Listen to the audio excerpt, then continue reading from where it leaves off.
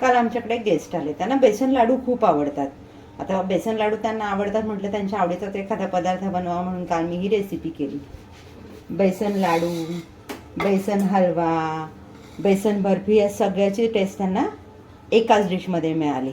तुम्हालाही आवडेल टेस्ट करायला? चला तर मग सुरुवात करूयात आजच्या रेसिपीला. मी बाउलमध्ये घेतले 5 चमचे दही. आपल्याला हे दही छान फेटून घ्यायचं आहे.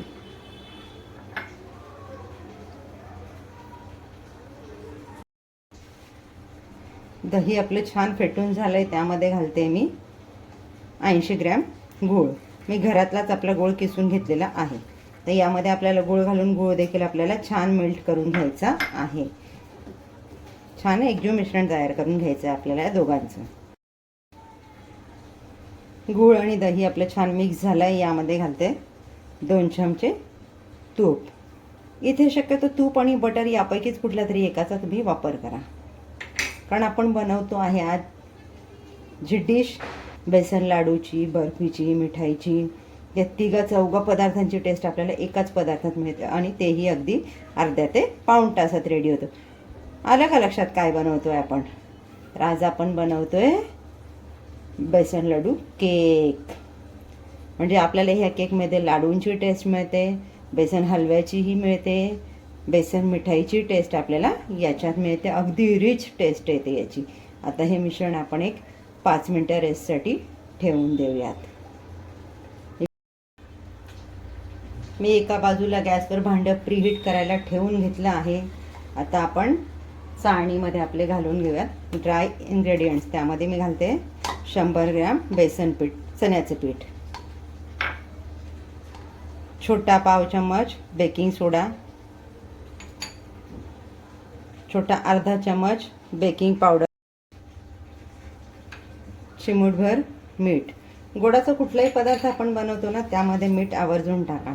आणि आता सगळ्यात महत्त्वाची गोष्ट की आपण ज्या वेळेला कुठलाही केक बनवतो कुठल्याही फ्लेवरचा, त्यावेळेला आपल्याला ही स्टेप करणं कंपल्सरी आहे.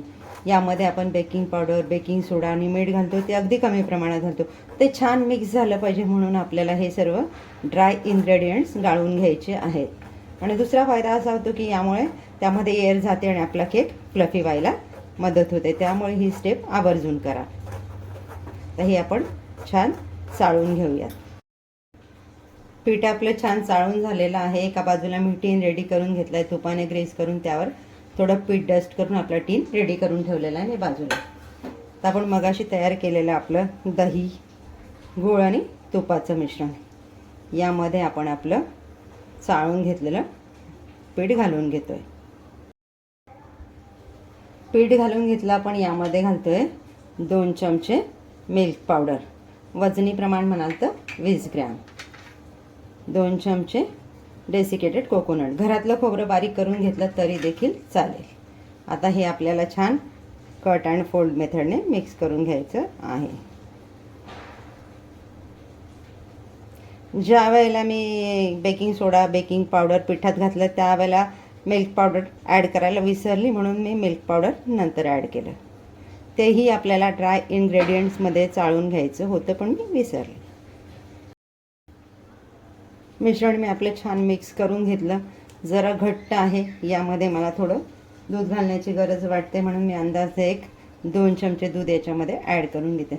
आता इथे महत्त्वाची टीप, आपण केक बनवत असतो त्यावेळेला जे काही पदार्थ आपण त्यासाठी वापरतो ना, ते सर्व आपल्याला रूम टेम्परेचरचेच हवेत.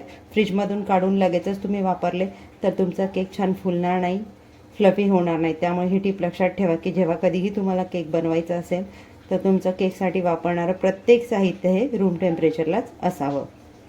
तर हे मी पुन्हा एकदा छान मिक्स करून घेते.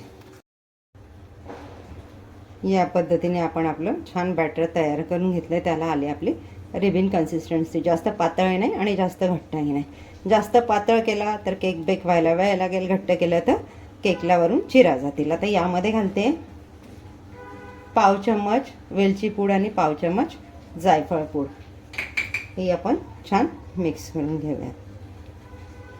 तर यामध्ये तुम्ही तुमच्या आवडीने तुम्हाला जे आवडत असेल ते ड्रायफ्रूट्स घाला. मी 1-2 चम्मच ड्रायफ्रूट्सचे तुकडे घेतलेले आहेत, त्यातले 1-1 चम्मच मी आता ह्या स्टेजला ॲड करते. आणि उर्वरित 1-1 चम्मच वरून गार्निशिंगला वापरणार आहे.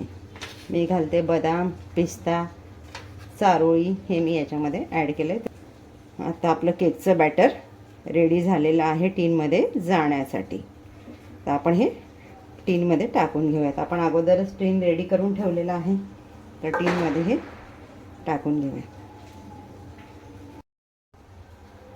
आपण बॅटर टीनमध्ये टाकून घेतलं आहे. टीनला 2 ते 3 वेळा असं टॅप करायचं, म्हणजे पिठामध्ये जे बबल्स असतील ना ते बाहेर येतील आणि केक आपला छान सेट होईल. आता मी एका वाटीमध्ये पीठ घेतलं आहे.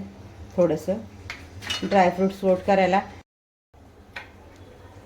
ड्रायफ्रूट्स मी थोडे पिठात कोट करून आपल्या केकच्या बॅटरवर टाकून घेते, जेणेकरून केक आपला जसा फुलेल तसे ड्रायफ्रूट आतमध्ये बसणार नाही, वरच राहतील आणि केक आपला झाल्यावर दिसायला छान दिसतील. टीन आपण प्रीहीट करायला ठेवून घेतलेला 10 ते 12 मिनटं.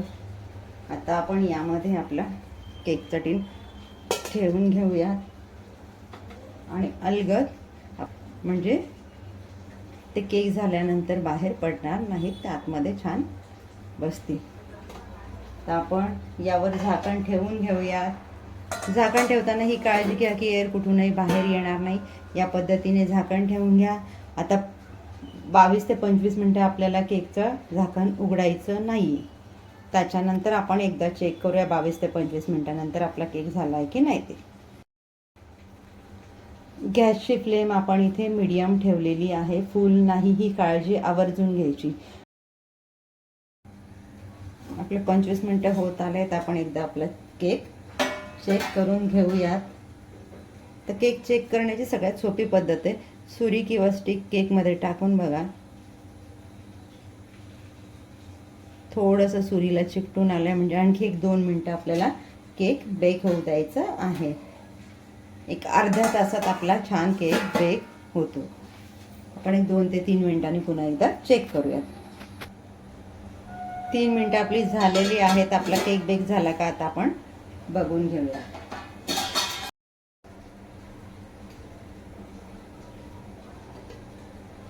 केकमध्ये मी सुरी घातली, सुरी आपली क्लीन आलेली आहे, म्हणजे आपला केक बेक झालेला आहे.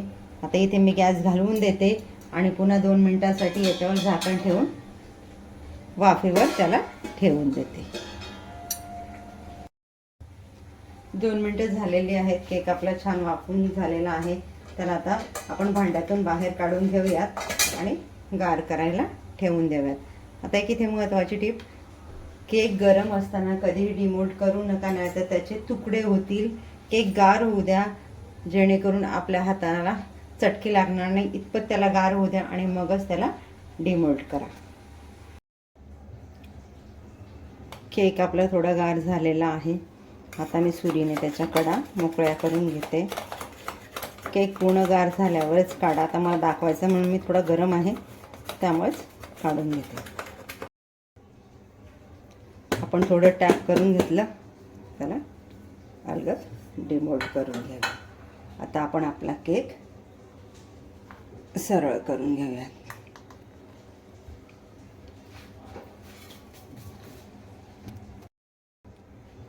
केक मी केक बोर्डवर काढून घेतलेला आहे.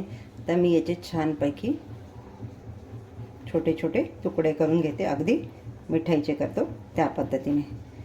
दिवाळीमध्ये हा केक तुमच्यासाठी एक उत्तम पर्याय असू शकतो. तुम्हाला लाडू मिठाई बनवायचा कंटाळा आला की हा केक बनवला, किंवा याचे छोटे छोटे कपकेक बनवले, गिफ्टिंग पर्पजसाठीही खूप छान आहे.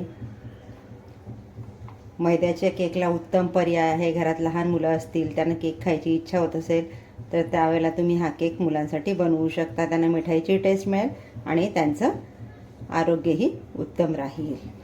आता तुम्हाला हवे त्या पद्धतीने याचे तुकडे करून घ्या. तयार आहे आपला बेसन मिठाई किंवा बेसन लड्डू केक. आता गार्निशिंगला तुम्ही जर लहान मुलं असतील तर अशा कलरफुल फ्रुटी चेरीज वगैरे तुम्ही काहीही यावर ॲड करू शकता.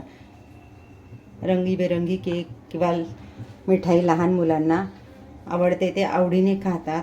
लहानच काय मोठे देखील आवडीने खातील, इतकी छान ह्या केकची टेस्ट येते. एकदा नक्की बनवून बघा. केक चवीला खूप अप्रतिम आहे. जेव्हा तुम्ही बनवाल, टेस्ट कराल, तेव्हा तुम्हाला त्याची टेस्ट कळेल. आपण एक तुकडा उचलून बघूया किती फ्लफी झालेला आहे, आपला स्पॉन्जी आलेला आहे केक. खूप छान लागतो चवीला. मी सांगते म्हणून एकदा नक्की बनवून बघा. घरातील प्रत्येकाला आवडेल आणि तुमच्या घरी 8 ते 10 दिवसात पुन्हा पुन्हा हा केक होईल. मला तर कलरफुल केक आणि त्याच्या स्मेलने खाण्याची इतकी क्रेविंग होते ना, मी आता खायला बसते. या तुम्ही माझ्याबरोबर खायला. त्या अगोदर एक काम करा, आसनात किचनला लाईक शेअर सबस्क्राईब करायला विसरू नका. भेटूयात पुढच्या एक छान व्हिडिओमध्ये. थँक्यू.